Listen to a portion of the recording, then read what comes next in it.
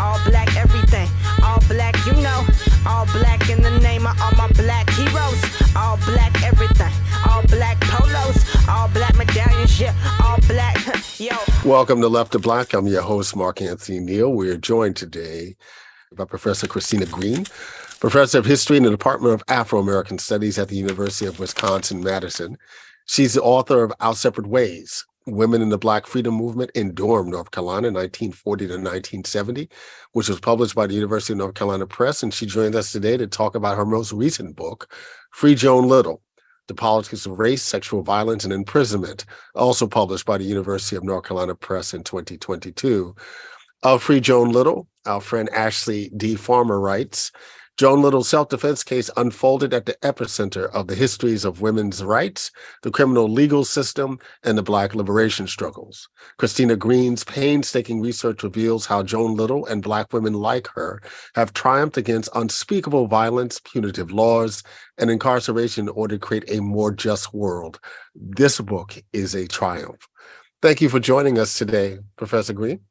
Thank you so much for having me. I'm really honored to be here. I feel like you've spoken to some of my heroes and heroines when I saw some of the folks you have on. So I'm really honored to be invited and included. Thank you so much. Let's start by talking about your journey to Joan Little's story. I imagine some of it opened up in your first book on the Black Freedom Movement in Durham, North Carolina. But how did you come to Joan Little, and why was it important for you to tell this story at this moment? Right. Well, you're right. She appears very briefly in the epilogue of my first book. I sort of bookended the book with a story about a sexual assault or attempted sexual assault of an African-American woman in Durham in the early 1950s, and then ended it with the 1970s case with Joan Little, and to sort of show some of the changes that took place during that period. In the early morning hours of August 27, 1974, the body of Clarence Olligood, Beaufort County, North Carolina's lone night jailer, was found in one of the jail cells. The 62-year-old white man had been stabbed 11 times with an ice pick he kept in a desk drawer. At first, the incident appeared to be a simple case of murder and escape by a black woman prisoner, the lone occupant of the women's section, serving time for breaking and entering. I'm old enough to remember the Joan Little case. Within days, another surprise. The missing woman, 20-year-old Joan Little, pleading self-defense, gave herself up to authorities.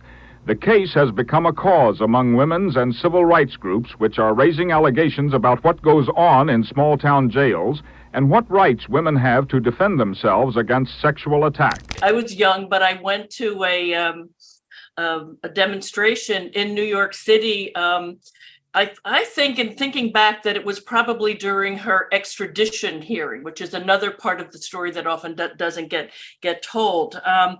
And so I did know about it, but there were a lot of things that I didn't know about the story that I discovered in doing the research on it.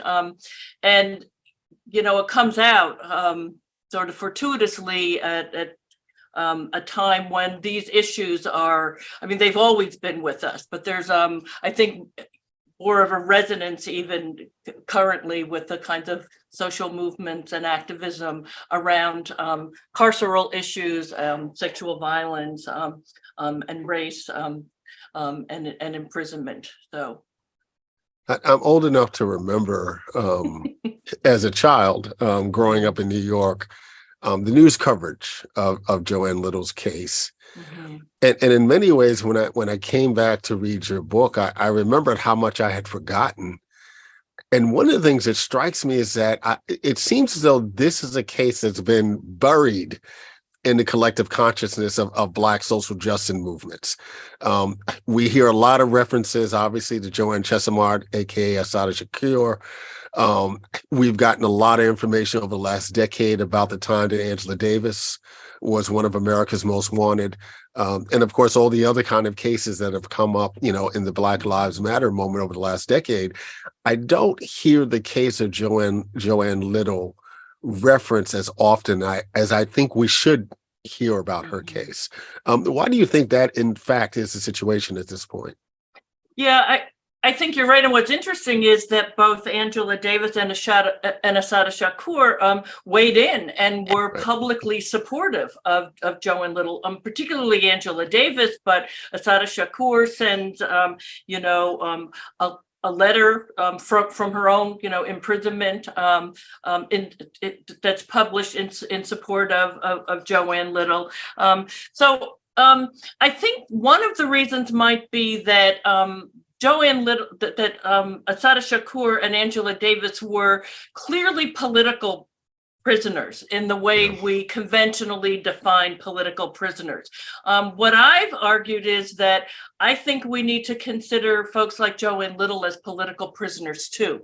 And the reason why is because, I think there's a host of reasons, but one of the most important is that because the state of North Carolina and Beaufort County in particular, where she was jailed when she has this encounter with the white jailer, they failed to protect her. And so in a sense, that becomes state violence, right? The fact that she's unprotected, that this male, guard has, unfettered access to her. I just didn't know what to do. I was so frightened I didn't know what to do. So I can't even explain how I felt in that, because it's even now it's unexplainable. You wouldn't even be able to understand it, until you're in my position. And the matter of running away from the jail came from what kind of feelings within you? Knowing that, I just can't explain it. Knowing the people there and how they are, there's no way of telling how they would have reacted. There's no way of telling whether I would have even been able to be sitting here now telling you what happened. There's no way of even telling you where I would have even been able to get a trial. One of the things that you see during the time period, but it sometimes gets lost, is that there's kind of a fluid line between what people think of as sort of common criminals, as they were referred to, or social criminals, and political prisoners, right? That there was a lot of fluidity, but it was often centered around male prisoners, and some of the most famous being, of course, Malcolm X or George Jackson, right, or Eldridge Cleaver, who become politicized in prison, right? And so Joan Little's, track is a little bit different. There may be some class and gender reasons as well why we don't, remember her. But one of the things that I found that was so interesting, and this came out of my interviews with her, was the extent to which she had a pretty sophisticated political consciousness at the time she was arrested. And even her supporters sort of saw her as kind of, quote unquote, street criminal. She had been arrested and tried and convicted on 3 felony counts. That's a whole other story of, widespread discrimination, et cetera. And so, to the extent that they saw her becoming politicized, it was because of her experience of imprisonment. But I found a host of prison writings that she does, within weeks of being indicted for first-degree murder while she's in women's prison in Raleigh, waiting while her supporters raise bail for her and waiting to go to trial. So, I make this argument that clearly she comes in to prison, or into the criminal legal system with a kind of political consciousness and sophistication about a whole range of things. When you see things that are written, again, like within weeks of when she's, indicted by that grand jury in Beaufort County, I just argue that obviously she's got some kind of a political consciousness and understanding of a range of things, from African-American history to current events around violence against Black teenagers, et cetera. So that's a long answer for why I think we haven't paid much attention to her. That's absolutely fine. For audiences who unfamiliar with Joan Little's case, could you recount, how she ends up in the criminal justice system and what exactly happens to her that made her a cause celebre?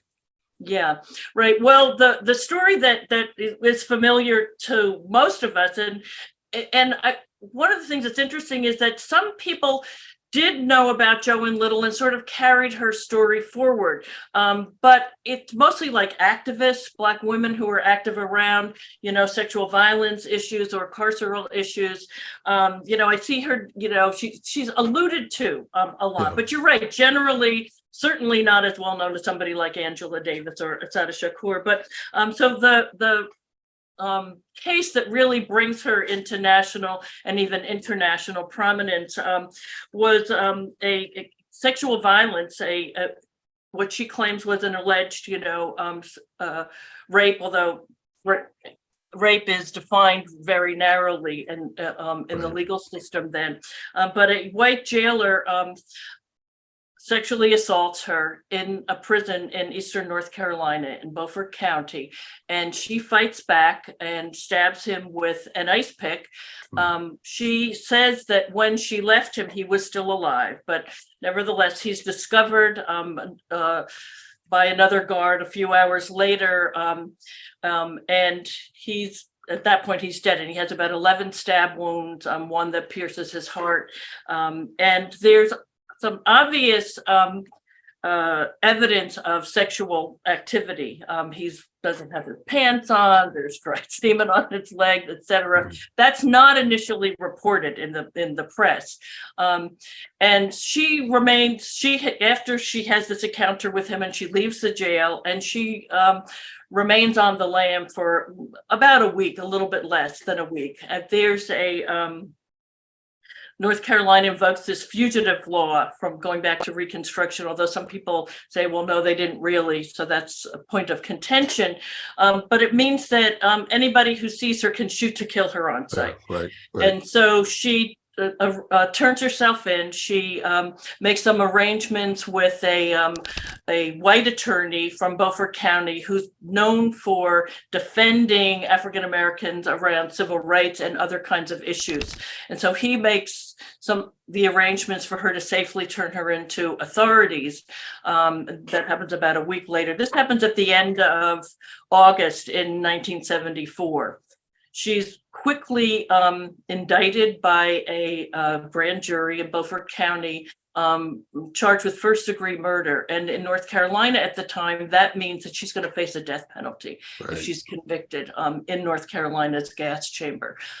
North Carolina had recently revived its death penalty laws in order to meet the standards. There was the Furman case coming out of Georgia that said that the way capital punishment had been administered was unconstitutional, and states very quickly amended their laws, and North Carolina had done the same thing, so that's what would have happened to her had she been found guilty. And so a whole sort of defense mechanism goes into play. A defense campaign is launched, a Free Joan Little campaign. It gains national and international attention. A wide variety of groups, from the Black Panther Party to the National Organization for Women, for the Black Feminist Organization, and multiple organizations. There's some that are started locally in Durham and in North Carolina, largely by African-American women. And so this whole defense campaign is launched, and they raise a lot of money, and she's eventually acquitted in a 5-week trial in 1975. And that's the story that, the people who do know anything about her, that's the sort of pieces. And so that might be what you remember. Yeah. That's the one that got all kinds of media attention. I was struck in reading that initial week, after she does the act of self-defense and she's on the lam for a week or so, how quickly there were folks in North Carolina, in Durham and other places that mobilized to support her. And one name you mentioned over and over again, Celine Chenier, as someone who really got engaged. Talk a little bit about her and the folks who initially come together to protect her, all right, and figure out a way to deliver her to law enforcement so that she will be delivered safely and not killed before that process.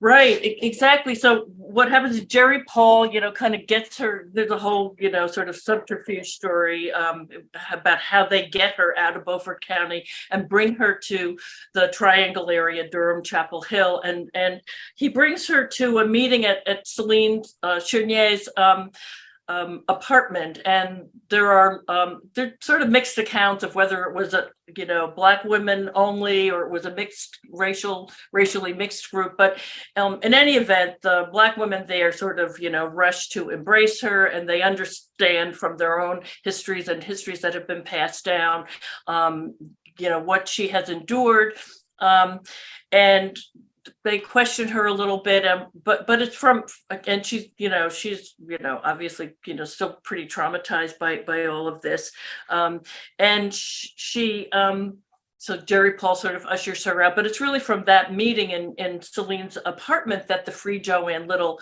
campaign gets launched, and she's a really interesting person too, because she's been active in women's prison support for a while, and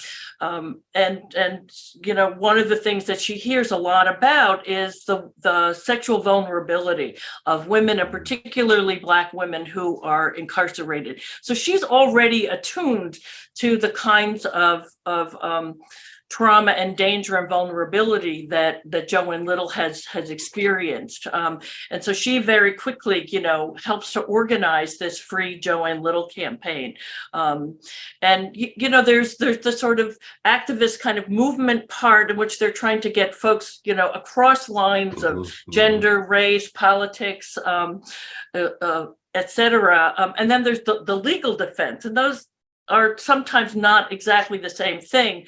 When they finally raised bail, and her bail, Joan Little's bail, was pretty high.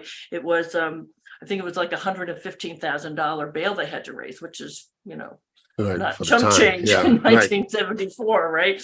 And so when she finally does make bail, Celine and Joan often travel around both North Carolina and the country, sort of talking about her case and trying to raise support as well as money for it. Right. Yeah. One of the things that's also interesting about her story, as you write about in the book, is in fact the state of North Carolina's relationship nationally with juvenile justice. There are lots of things going on, right?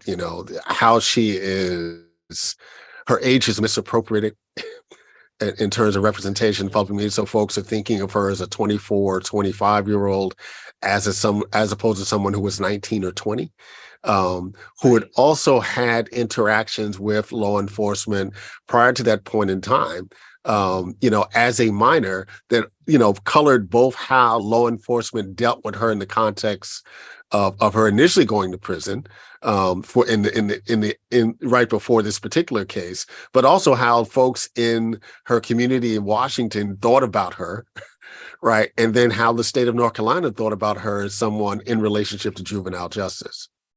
Right, exactly. And one of the things that was really interesting to me, and this really came about from at one of our meetings, we met numerous times over about a 10-year period. That's an interesting story how we even got, in touch with her. But she made this kind of offhand remark, and because you're right, she had been picked up numerous times before this case. Nobody had really asked, well, why is Joan Little in Beaufort County Jail to begin with? She's there waiting appeal on a felony, 3 felony convictions for break and entry, larceny, and nobody had said, well, why is she, there to begin with? Because there was this assumption, again, even among her supporters, that she's a criminal. She confessed to those crimes. Right. So therefore, no need to investigate that, right? But she said to me when one of our meetings, she said she had been picked up numerous times. Most of those charges were dismissed. She was only one charge. It was for a minor shoplifting charge, and she was given 6 months of probation. And so after one of them, she said that the sheriff said to her, "I'm going to get you." And I thought, that, I thought, okay, this sounds like, racial profiling of Black youth, right? There's a history of this. And I don't know if that really happened, right? I mean, maybe she thinks it did, but, but that sort of was irrelevant, because what that did was that sent me on another sort of research journey. And I thought, let me just look at what happened around that first, trial that lands her in jail, right? In Beaufort County Jail, where she's waiting an appeal. And so I find all kinds of problems with that case, as well as, what had happened to her before that. And you're right, she had been sent to what was called the Kinston Training School. It's a sort of euphemism for what I call juvie jail, right? It's basically jail for teenagers, right? And so once you're in that system, I mean, we know this today, right? Once you're in that system, you're very often subjected to, especially if you're a young Black, low-income person, to heightened police surveillance and harassment. And there were studies at the time, even in the 1970s, that documented that and said that, and there's clear racial disparities around all that. And I thought, okay, so that's her entry into the criminal legal system, and she's marked, right? And she's most likely a target of police harassment, surveillance, et cetera. And so that's why she's getting picked up for these other, charges, or for these other supposed offenses that there's no evidence for, that it's dismissed. She said in one case, a so-called friend gave them her name, all kinds of things going on, right? And then, of course, there were problems with that felony theft trial, where she's got those 3 convictions. For one thing, she's denied what they called CYO status, which is convicted youth offender, and that it enables young people, minors, to be released at any point on probation or on parole after, even felons, even people who are convicted of felonies, for good behavior. And that can be work, release things of various sorts. She was denied that. And there were also studies at the time that showed that, again, there are racial disparities around that, Black youth who were picked up were much less likely and charged and convicted of felons or a variety of offenses, are much less likely to get CYO status. There were other problems too. One of the most, she got 2 consecutive 7 to 14-year sentences, not concurrent, but consecutive. So she was facing, and that, that's her first offense. Her first offense, her first conviction. She's a minor. When I talked to her lawyer, Karen Bethea Shields, who was Karen Galloway at the time, she said there were other problems in that trial. Her brother turned state's evidence against her. There was the same lawyer. She said there were all kinds of problems. But one of the things that really struck me was that judge, and Karen also said to me, she said that was a really harsh sentence for a young first-time offender. That kind of a sentence. Well, so who's the judge? Well, it turns out he's the same guy, the same judge in the Wilmington 10 case, which is also gaining prominence and notoriety, which is part of the reason why her case, becomes a thing, because Angela Davis and other people have focused on North Carolina, not just for Wilmington 10, but Charlotte 3, all of that, right? So there's, so there's all of this stuff going on. And this judge also, not only Wilmington 10, but he also presided over another racially charged murder in Oxford, North Carolina, where a young Black Vietnam veteran is shot, by a white, store owner with scores of witnesses, and he's acquitted. And this judge also has a sort of history of, backing, I. Beverly Lake, who's this, notorious white segregationist who runs for governor in 1960. So it's like, this is the judge, right? Who's giving her these 2 sentences. So you're right. There are all kinds of legal impediments and exploitation and discrimination that she's subjected to. You mentioned Karen Bethea Shields, Jerry Paul. Talk a little bit about her defense team, who they were, why they were significant, and particularly, the then Karen Galloway, what important role she played during the trial, right, in terms of just who she was and her own physicality. Yeah, she was one of, if not the first, Black woman to graduate from Duke Law School. This was her first case. She had just passed the bar, right? And I guess she had been working with Jerry Paul. I think she had been working in his office, and so she became like co-counsel, and she worked closely with a woman named Mary Ann Largan from the National Organization for Women, in helping to prepare this as a rape case. And one of the problems was because oral sex was not considered rape under North Carolina law at the time, they weren't able to draw on expert testimony. So somebody like Mary Ann, who was at that point, she was the head of the National Organization for Women's Rape Task Force. They were also big backers of Joanne. And so this was kind of left to Karen to present that piece of it, and how this was a sexual assault case, and she does this really amazing kind of closing argument. Well, first, one of the things that she does, and Mary Ann says to Jerry Paul, Karen should really be the one who's traveling around the country with Joanne, not you, because she's going to be much more effective talking about, sexual violence against women,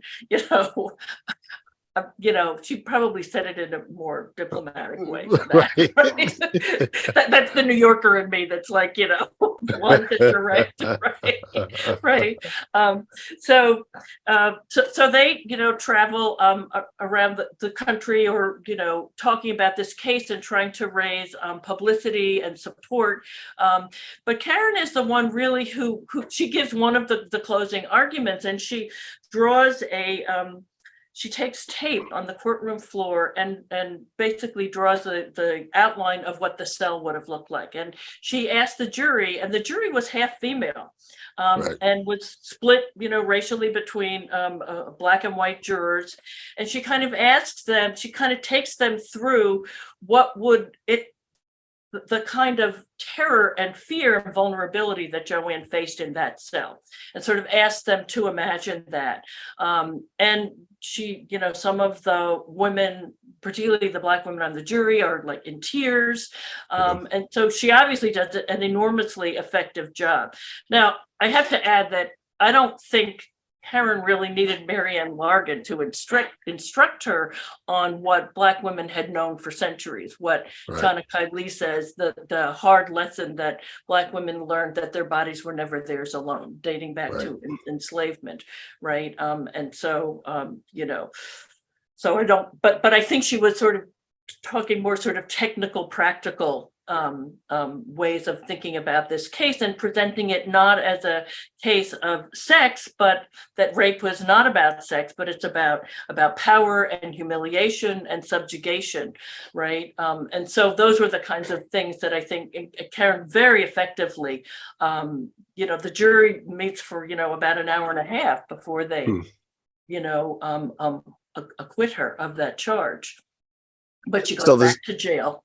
Right. The story gets bizarre, right? She gets acquitted. But because of the original trial, right, she ends up back in jail in North Carolina. She escapes, right? Eventually ends up in New York. And when she's in New York, after Governor Hugh Carey decided to have her extradited, right, even though there were political folks pushing back against that for him, right.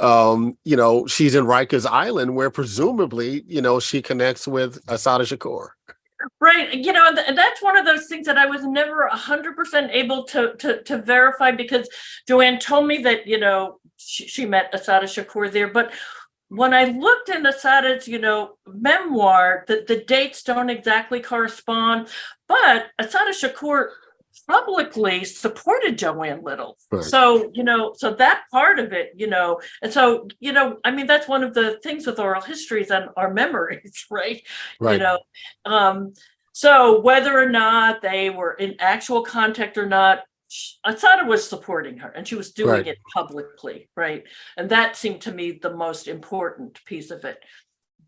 What was also striking about this case is that the public support for Joan Little didn't occur in a vacuum. You mentioned the kind of celebrity culture, right? We have Sweet Honey in the Rock recording an anthem in support of her. Who is this girl and what is she to you, Joan Little?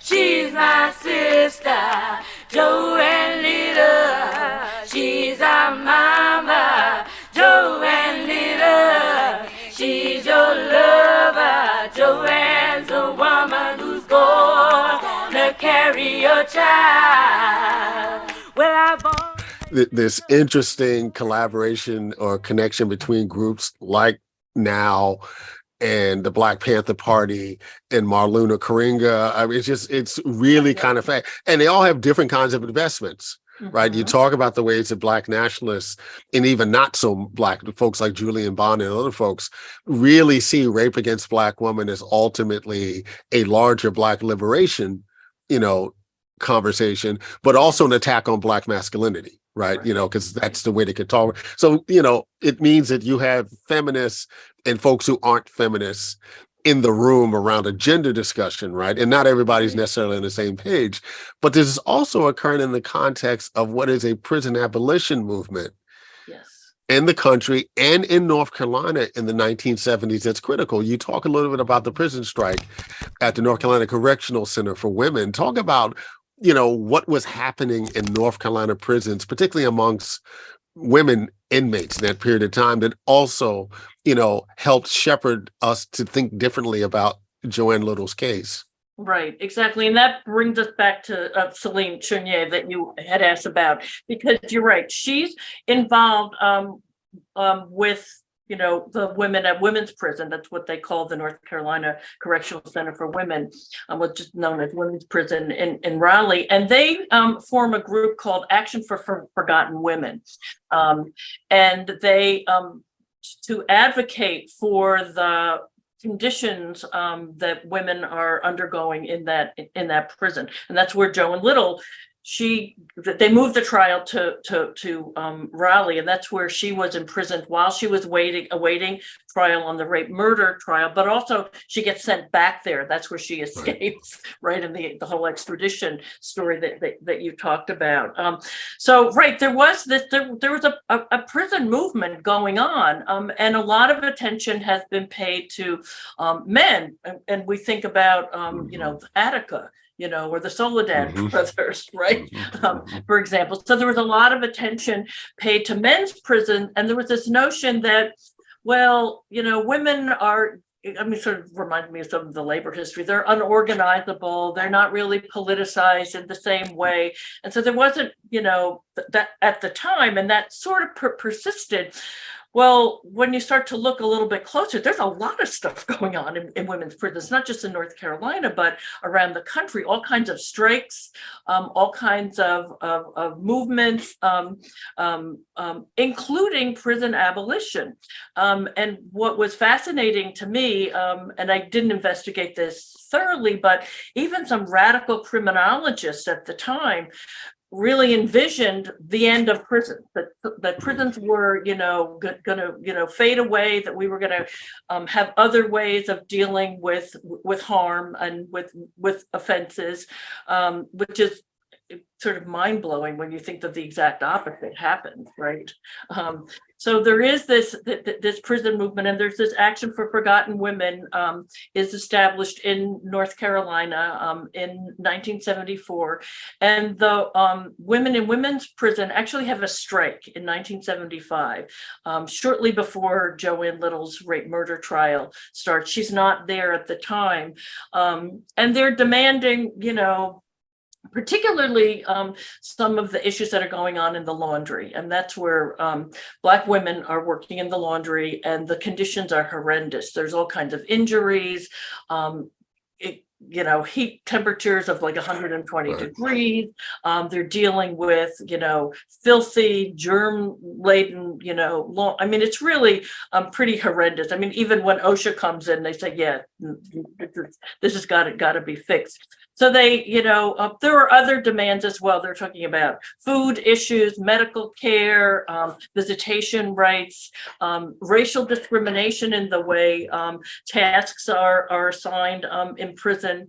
And it's interesting that the women use the rhetoric of enslavement and also talking about the way particularly the Black women have been masculinized and defeminized in the kinds of prison jobs that they're given. If they're not paid for it, which sort of goes back to that loophole in the 13th Amendment, right? Right. Yeah. And so what happens during the sit-down strike, it turns violent. Then the National Guard and state troopers and police are called in, and Action for Forgotten Women is initially allowed inside, and it's not just Celine Chenier, but also some other sort of seasoned activists like Charcy Hedgepath, who have been involved in the Durham Black boycott. She was instrumental in starting the Malcolm X Liberation University in Durham. So these are people who have been involved in movement building and activism in North Carolina. And so Action for Forgotten Women is initially allowed in it to sort of help to negotiate this. I'm not quite sure what happens, but they get evicted, and it's like, okay, they're not allowed in anymore. And it eventually gets settled. There's the state has hearings, but one of the terrible things that happens is that the women who were involved in that strike, a number of them get either put in solitary confinement, but even worse, sent to men's prisons. And as like Karen was saying, when I was talking to her about this, Karen Bethea Shields, and she said, now they're really vulnerable because she said, if women are vulnerable in women's prisons because of male guards, now they're being sent to a men's prison. And often, several hundred miles away, like around the state. And that was a common thing that often happened, particularly when activists were in prison. Like that happened to Jim Grant with one of the Charlotte Three, right? It kind of backfires though, because especially if people are in prison because of their activism, if they get sent to other prisons, well, this becomes a whole arena to help organize prisoners, right? So, but it also posed particular dangers for these women. And then the other thing that I discovered was that some of them, about a year later, they produced this booklet called Break the Chains of Legalized U.S. Slavery, and the S is a $.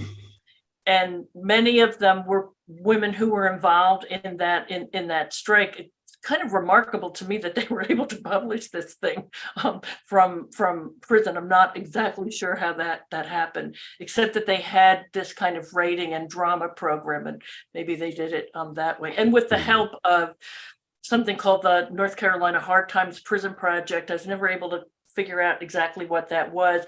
And the Triangularia Lesbian Feminists also were part of that endeavor. They were also some of the people who rallied behind, along with Action for Forgotten Women, Concerned Women for Justice for Joan Little, that drew on veteran, organizers. Were also part of that, the Free Joan Little campaign. I think you had Robin Kelly on recently, who was talking about North Carolina's legacy of radical, Black organizing. And he talked about Bob Korstadt's book. Velma Hopkins is one of the people who appears quite prominently. She's a radical Black organizer in Winston-Salem. And she's one of the people who, along with some veteran organizers from the 40s and 50s in Durham, starts Concerned Women for Justice for Joan Little, that then becomes Concerned Women for Justice following the trial. So they're drawing on these, long strains of Black organizing, including the Black left and radical Black organizers in North Carolina, not just the more sort of notable ones like Angela Davis and Assata Shakur. We talked earlier about comparisons between Joan Little, Shakur, and Angela Davis, because in many ways they're viewed as political prisoners, but they're also very public figures. Yes. Angela Davis has had a long, remarkable career as a public scholar, public intellectual. Assata Shakur, even though she's in exile, right, has a public persona. Joan Little chose to retreat, from the public line life. Mm-hmm. What was it like for you to begin conversations with her? And what kind of relationship did you develop with her as a researcher, as a historian, wanting to tell some aspect of her story? Again, this is not a biography, right? But it is really kind of a biography of a moment and a movement, and her centering, right, in that moment, in that movement, and how she feels about the project now that it's done. Right. Well, I mean, the way I got in touch with her was kind of serendipitous. Danielle McGuire was giving a book talk, her book At the Dark End of the Street, which traces the history of Black women's organizing and testimony around sexual violence. She sort of focuses on the period from the 1940s through the Joan Little case, and she has a chapter on Joan Little, and so she's giving a talk in a Black church, and Joan Little shows up, and so the deacon says, "Hey, guess who's in the back?" Joan Little did with her brother, right? So she ended up, I guess, staying around for a few days in the city. This was a church in Detroit, and Danielle, whom I know, she said, "Well, I'm not doing any more with this story or with this case, but Christina Greene is doing something on this. So maybe you might want to talk to her. Can I give her your contact information?" And so she said yes. So I contacted her, and we got together. And I'm sure she was a little wary. This is white girl from Wisconsin, coming to talk to me about this traumatic thing that happened decades ago. And she brought her brother, a friend of her brother's. We met at a church of a activist Black minister, right? And she asked me, some of the same things. She said, "Well, how come you're interested in this? How did you, get involved in this?" And I said, "Well, for a lot of reasons." I told her a little bit about, myself and my background. Told her that I remembered the case, and I said, and I've had people in my family who have been sexually assaulted and imprisoned. And she and her brother kind of exchanged knowing glances, like, yeah, okay, I thought so, right? And one of the things that struck me, so the five of us met together, in this circle, in this, sort of church community room. And there was a young, so there was the minister and a young teenage boy that I think the minister was mentoring. And then Joanne, me, her brother, and her friend. So I guess it was like six of us, right? And what was fascinating to me was as Joan would recount parts of her story, and we sort of had these open-ended conversations rather than kind of more formal interviews. I had questions that I wanted to ask her, but, we would often spend hours, we would meet in a restaurant and she would spend, we would spend hours and she would recount, parts of her life. But what struck me about in that first meeting was, how warm and charming and smart and articulate and well-informed. And she would stop occasionally and she would turn to the boy who was a teenager, this young Black boy who was working with the minister, and she would explain certain things to him about the criminal legal system, or something about African-American history, or about what it was like growing up in the Jim Crow South.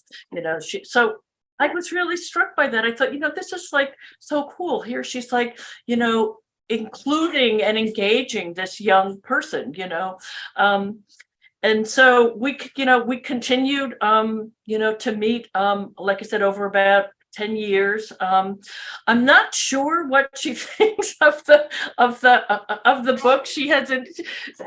I got a kind of strange email, I think, from her. She might have had her email hacked or something, because it sort of said, contact me because I lost my phone or something, but here, contact me at that number, but it didn't have the number. So, I emailed her and said, so I'm not quite sure. I know initially when I wrote up the story that I told you before about her earlier encounters in the criminal legal system, that had not been a part of that story. And it included all of these kind of disparaging views of her. And you mentioned her townspeople, Right. and when Golden Frinks from the SCLC tried to, come to Little Washington in Beaufort County and draw up support, her mother's church wouldn't allow him to speak. And there were, people in the town who, had these kind of disparaging views of her. And so I included that. And she initially thought that I was saying that about her. And I was like, oh no, no. And so when I rewrote that part for the book, I made sure to add, the way in which she refuted that and disputed that Right. at the time, Right. even when she said, that ain't me. These, they're painting me as, because the prosecution was painting her as not just this bad girl, who was this criminal, look at all these things she's done, but painted her as this Jezebel who would lure Right. the unsuspecting guard into her cell, and, and then stabbed him, ruthlessly, and then escaped. So that was what the prosecution was trying to sell as, their version of the case. And there were a lot of kind of negative, stereotypes, age-old things around, Black women and around sexuality that were, following her. And we talked about that as well. And so I tried to reassure her. I said, I've given talks on this and nobody ever thought that that's what you really were. That's what, people were, the kind of negative racist stereotypes that people were imposing on you. Right. So I hope I, did justice to her. I mean, she understood that this wasn't a biography, but that, I mean, as you saw, that there are certainly biographical aspects, right, to the story. I talk a little bit about her background and about Little Washington at the time. We've been joined today by Professor Christina Greene, Professor of History in the Department of Afro-American Studies at the University of Wisconsin-Madison. She's the author of Our Separate Ways, Women in the Black Freedom Movement in Durham, North Carolina, 1940 to 1970. And the just published Free Joan Little, The Politics of Race, Sexual Violence and Imprisonment, published by our friends down the road at the University of North Carolina Press. Of Free Joan Little, Ashley D. Farmer writes, the book is a triumph. Thank you for joining us today, Professor Greene. Thank you so much for having me. I really appreciate it. Black lights and booze burn when I record for Watts, and every black like Troy Davis who never had a fair shot. All black everything black, culture over everything, y'all. We taking it back.